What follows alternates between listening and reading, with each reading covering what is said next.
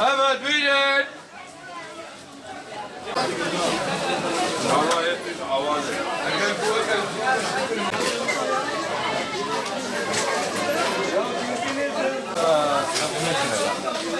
Valla o yerden git sayar.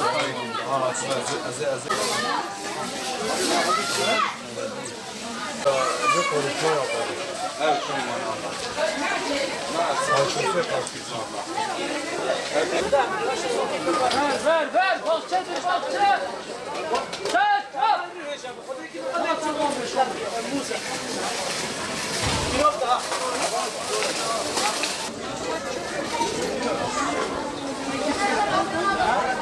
Sebze fiyatı uygun. %50 inmiş fiyatı.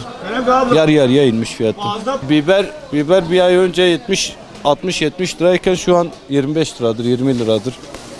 Yani salatalık 40 lirayken şu an 18 liradır.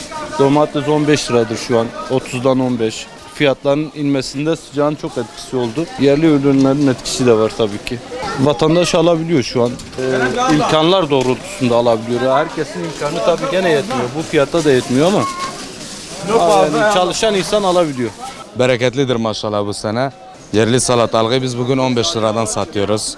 Şimdi millet halden alıyor, halde 14-15 liraya alıyor.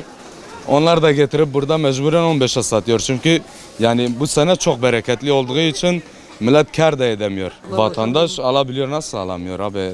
Bir erik diyelim, eriğin kilosu 50 liradan satılıyor.